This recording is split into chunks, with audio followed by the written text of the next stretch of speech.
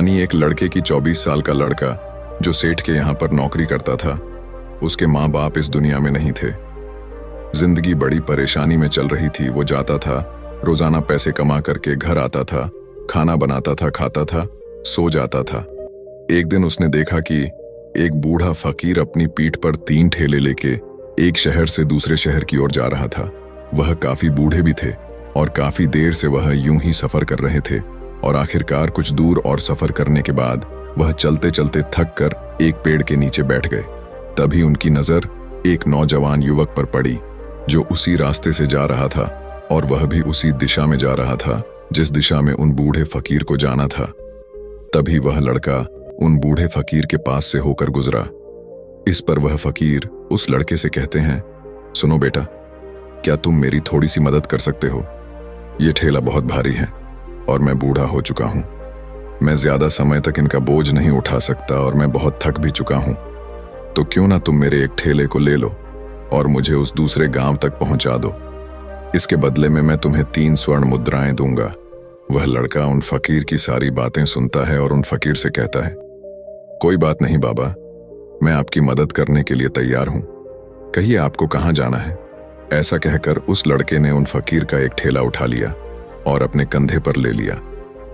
तभी उस जवान लड़के को यह एहसास हुआ कि यह ठेला तो सचमुच बहुत भारी है। वह लड़का और फकीर दोनों रास्ते में आगे की ओर बढ़ चले। कुछ दूर आगे चलने के बाद देखते ही देखते वह गांव खत्म होने लगा और अब एक सुनसान रास्ता आगे की ओर जा रहा था। वे दोनों अपने मार्ग में मस्त होकर आगे की ओर बढ़ रहे थे। जब भीड़ से पूरी तरह से अलग हो गए तो वह लड़का उन फकीर से कहता है, बाबा, इस ठेले में आखिर ऐसा क्या रखा है जो ये ठेला इतनी वजन है? इस पर वह फकीर आदमी उस लड़के को जवाब देते हुए कहते हैं, कुछ नहीं बेटा, बस इसमें तांबे के कुछ सिक्के भरे हुए हैं, इसी कारण ये ठेले में बहुत वजन है। उन फकीर की यह बात सुनकर वह लड़का मन ही मन सोचने लगा, लगता है ये बाबा जरूर कोई व्यापारी है, तभी तो इतने सारे तांबे के सिक्के लेकर चल रहे हैं। और फिर तभी उसके मन में एक ख्याल आया कि मुझे क्या करना है। मुझे तो खाली यह ठेला दूसरे गांव तक पहुंचा है, बस इतना ही। जैसे ही उसके मन में यह ख्याल आया, उसने तांबे के सिक्कों का वह ख्याल मन से निकाल दिया और अपनी धुन में मस्त होकर वह आगे की ओर चलने लगा। चलते चलते कुछ और समय बीता और वे दोनों एक नदी के किनारे जा पहुंचे। वह लड़का हट्टा कट्टा था और काफी चुस्त और तंदुरुस्त भी था, इसलिए वह बिना सोचे समझे उस नदी में उतर जाता है। किंतु वह फकीर अब भी किनारे पर ही खड़े थे। इस पर वह लड़का उन फकीर से कहता है, क्या हुआ बाबा, चलिए आइए, हमें यह नदी पार करनी होगी, तभी तो हम उस गांव तक पहुंच पाएंगे। इस पर वह फकीर उस लड़के से कहते हैं, मैं जानता हूं बेटा कि हमें यह नदी पार करनी ही होगी, लेकिन जैसा कि तुम जानते हो मैं अब बूढ़ा हो चुका हूं और 2-2 ठेले लेकर मैं यह नदी पार नहीं कर सकता। कहीं मेरा पांव फिसल गया तो क्या होगा? क्या तुम मेरी एक और गठरी ले सकते हो? मैं तुम्हें इसके बदले भी 3 स्वर्ण मुद्राएं दूंगा।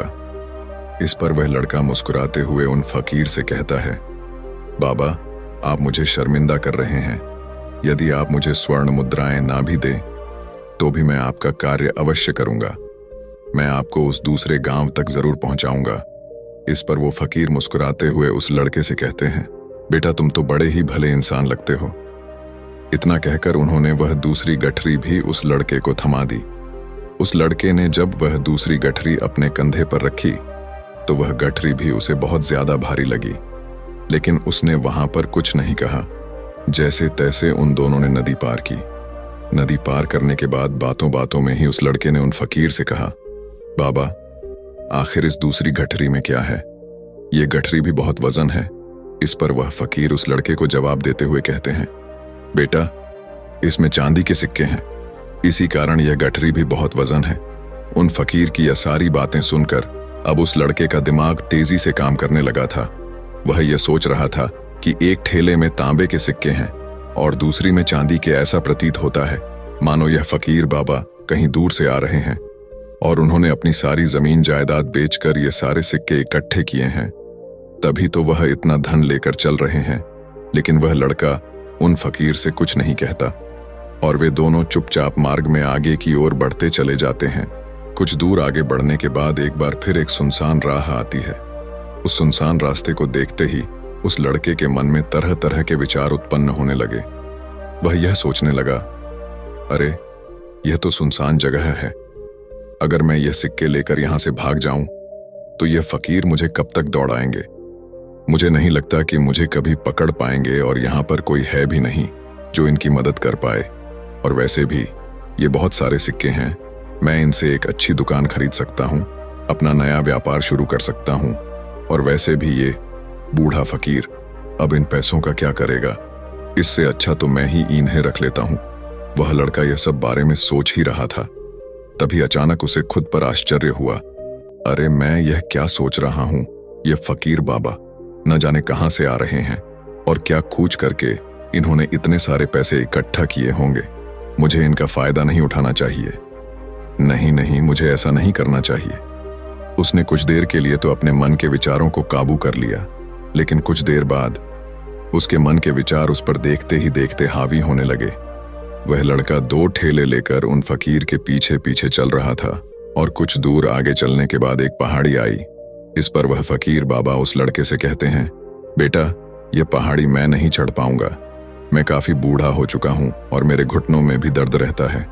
यदि तुम मेरी तीसरी गठरी भी ले लो तो मैं तुम्हें 3 और स्वर्ण मुद्राएं दूंगा, लेकिन याद रखना इसे कहीं गिराना मत, कहीं ये गठरियां खुल ना जाए। इस पर वह लड़का उन फकीर से कहता है, क्यों बाबा, आखिर इसमें ऐसा क्या है। इस पर वह फकीर उस लड़के से कहते हैं, बेटा इसमें स्वर्ण मुद्राएं हैं। यह सुनकर वह लड़का मन ही मन बहुत प्रसन्न हुआ। उसने चुपचाप वह गठरी भी उन फकीर से ले ली और देखते ही देखते वे दोनों मार्ग में आगे की ओर बढ़ने लगे। अब वह फकीर बिना कोई वजन लिए हुए आराम से पहाड़ की चढ़ाई पर चढ़ रहे थे, किंतु वह नौजवान लड़का जो पीछे था वह वजन के कारण बहुत धीरे धीरे चल पा रहा था। लेकिन जब से उसने सोने का नाम सुना था उसका मन तो छलांग मार रहा था। वह मन ही मन सोच रहा था, अगर मुझे यह सारा धन मिल जाए तो मेरा पूरा जीवन तो आराम से कट जाएगा। वैसे भी यह बाबा तो बूढ़े हो चुके हैं, भला इन्हें इतने पैसों की क्या जरूरत है, इनका जीवन तो वैसे भी कट चुका है। मैं एक काम करता हूं, यह सारे पैसे लेकर यहां से भाग जाता हूं। लड़के के मन में अनगिनत विचार उठ रहे थे। लड़के का मन अब उसकी बुद्धि पर पूरी तरह से हावी हो चुका था और उस लड़के का मन अपनी बात को सही साबित करने के लिए उससे कुछ भी कह रहा था। और तभी उस लड़के के मन में एक और विचार उत्पन्न हुआ और अब की बार वह लड़का यह सोच रहा था, लगता है यह फकीर बाबा कोई चोर है, वरना इनके पास इतनी सारे स्वर्ण मुद्राएं कहां से आएंगे। अगर ये कोई व्यापारी होते तो भला ये इस तरह से पैदल यात्रा तो नहीं करते, और अगर इनके पास इतने सारे पैसे थे तो ये कोई ना कोई साधन भी तो अवश्य कर सकते थे। लगता है ये कोई चोर है और चोर से चोरी करने में भला क्या बुराई है। ये सोचता हुआ वह लड़का अब उन फकीर से तेजी से आगे की ओर बढ़ रहा था और देखते देखते वह फकीर से आगे भी निकल चुका था। और वह यह सोच रहा था कि जैसे ही इस पहाड़ की ढलान आएगी मैं 3 गठरियां लेकर भाग जाऊंगा। इससे ये सारे पैसे मेरे हो जाएंगे और मेरी गरीबी भी हमेशा हमेशा के लिए दूर हो जाएगी। मैं जो चाहूंगा मैं वो कर पाऊंगा, मेरे पास बहुत सारा धन होगा। और देखते देखते वह दोनों पहाड़ की चोटी पर पहुंच गए और अब ढलान का रास्ता शुरू होने वाला था। तभी वह लड़का उन फकीर से नजरें बचाकर वह 3 गठरियां लेकर भागता हुआ आगे बढ़ गया। अब उसे अपना शरीर बहुत हल्का महसूस हो रहा था, मानो उसे उन 3 ठेलों का वजन तक न मालूम पड़ रहा हो। काफी दूर दौड़ते दौड़ते किसी तरह से वह अपने आप को बचते बचाते अपने घर पहुंचा। उसकी खुशी का कोई ठिकाना नहीं था। उसने सोचा, क्यों ना मैं जल्दी जल्दी इन गठरियां में से वो सारे पैसे निकाल लूं। यह सोचकर जब उसने गठरियां खोली तो पहली गठरी में उसे लोहे से जंग भरे हुए सिक्के मिले। यह देखकर उसे यकीन नहीं हुआ। इस पर उसने फटाफट दूसरी गठरी भी खोल डाली, उसमें भी उसे लोहे के जंग लगे हुए सिक्के ही निकले। यह सब देखकर वह लड़का बड़ा हैरान था। आखिर यह सब क्या हो रहा है? उन फकीर ने तो मुझसे और ही कुछ कहा था। अब उसने वह सोने वाली गठरी खोली और उसमें भी लोहे के जंग लगे हुए सिक्के ही निकले। यह देखकर वो लड़का बड़ा क्रोधित हुआ। उसने सोचा, उन फकीर ने मुझसे झूठ क्यों कहा? उन्होंने मुझसे ऐसा क्यों कहा कि एक में तांबे के सिक्के हैं, एक में चांदी के और तीसरे में स्वर्ण मुद्राएं हैं। वह यह सब सोच ही रहा था कि तभी उसकी नजर उस थैले में पड़े एक पत्र पर पड़ी। उसने वह पत्र उठाया और उस पत्र में लिखा था, यह पूरा नाटक ईमानदार व्यक्ति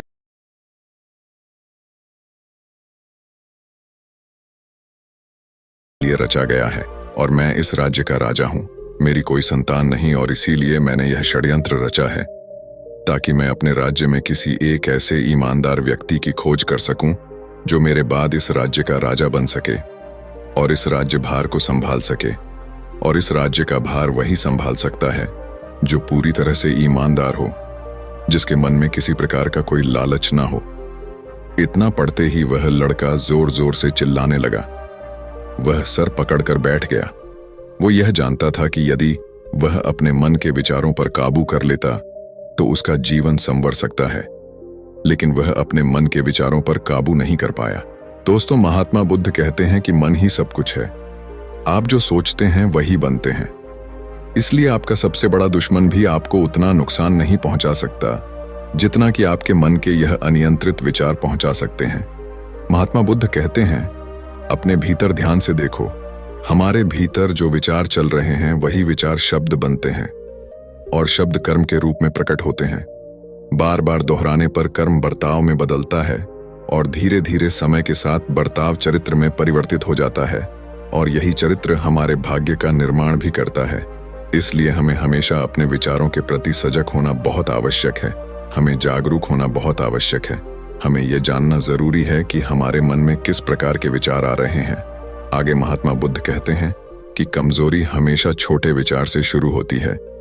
यह एक बीज के रूप में होती है और यदि इस बीज को नष्ट न किया जाए तो यह छोटा सा विचार बहुत जल्द ही एक विशाल वृक्ष का रूप ले लेता है और हमारी बुद्धि की सोचने और समझने की क्षमता को पूरी तरह से नष्ट कर देता है। जिस प्रकार आपने इस कहानी में देखा किस प्रकार उस जवान लड़के का मन उस पर हावी हो चुका था और उसकी सही और गलत सोचने की क्षमता पूरी तरह से नष्ट हो चुकी थी, जिस कारण वह यह समझ नहीं पाया कि उसे क्या करना चाहिए और उसके लालच ने उसके भीतर इतनी ऊर्जा भर दी कि वह तीनों ठेले उठाकर इतनी तेजी से वहां से भागता आगे भी बढ़ गया। इसीलिए जब आपके मन में पहली बार कोई गलत विचार उत्पन्न हो तभी उसे जड़ से उखाड़ देना चाहिए, अन्यथा वह विशाल वृक्ष का रूप लेगा और आपको किसी न किसी गलत राह पर वह ढकेल ही देगा। आप चाहकर भी उसे रोक नहीं पाएंगे।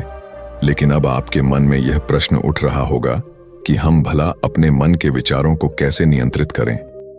हमारा मन तो इतना चंचल है, वह इतना शक्तिशाली है कि वह हम पर हावी हो ही जाता है। हम चाहकर भी उस पर नियंत्रण नहीं कर पाते। इसका जवाब में महात्मा बुद्ध हमें दो बातें समझाते हैं। पहली बात, सही इरादा विकसित करो। कई बार आपने देखा होगा कि आपके मन में कुछ और होता है किंतु आप कहते कुछ और है, क्योंकि आपके मन के भीतर जो कुछ बसा है वही आपके मुख से बाहर भी निकल रहा है। लेकिन जब हमसे वह गलती हो जाती है तो उसके बाद हमारा मस्तिष्क अच्छी तरह से काम करना शुरू कर देता है। हमारे सोचने और समझने की क्षमता एक बार फिर से जागृत हो जाती है और ऐसी अवस्था में हमें यह एहसास होता है कि हमसे गलती हो गई है और फिर हमारा मन दुखी हो जाता है। हमारा मन अफसोस से भर जाता है और इस भारीपन और दुख से बचने के लिए महात्मा बुद्ध हमें सही इरादा विकसित करने के लिए कहते हैं। इसके लिए जब भी आप कोई कार्य करने जा रहे हो तो सबसे पहले आपको यह खुद से पूछना चाहिए कि जो कुछ भी मैं करने जा रहा हूं इसके पीछे मेरा इरादा क्या है। क्या मैं दूसरों को दुख पहुंचाना चाहता हूं या दूसरों को नीचा दिखाने जा रहा हूं या मुझे खुद को ऊपर उठाना है। खुद से सवाल कीजिए, खुद को जागृत कीजिए। जब आप इरादों के प्रति सचेत होने लगेंगे, जब आप विचारों के प्रति सजग होने लगेंगे, तभी आपके भीतर सकारात्मक ऊर्जा का प्रवाह होगा। तभी आप सकारात्मक इरादों से जुड़ने लगेंगे और आपके मन के भीतर बसी हुई वह नकारात्मक ऊर्जा और नकारात्मक इरादे दिन ब दिन कम होने लगेंगे।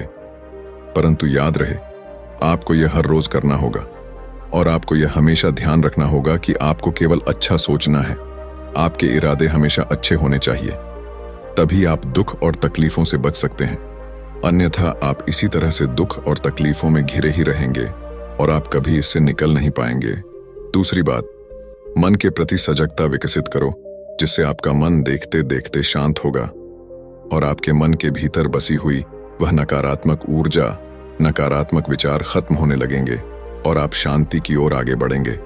और आपको इसके लिए बस इतना ही करना है कि इस पल में जो कुछ भी हो रहा है, आपकी आंखों के सामने, आपके भीतर जो कुछ भी जैसा भी चल रहा है, बस उसे देखते रहना है।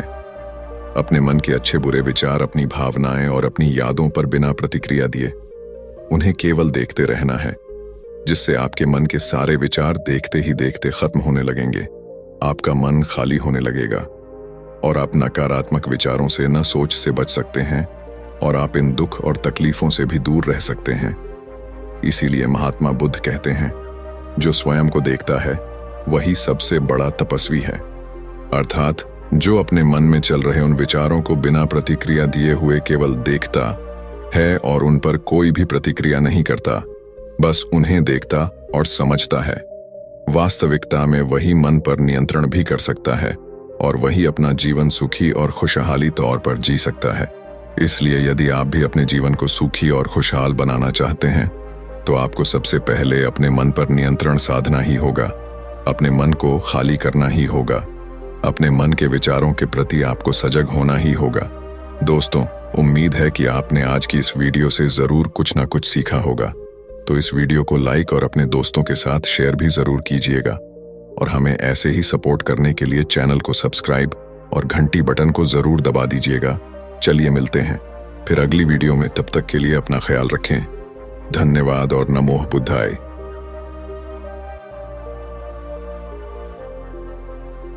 ये स्टोरीज अच्छी लगी हो तो लाइक करें, सब्सक्राइब करें और शेयर करें।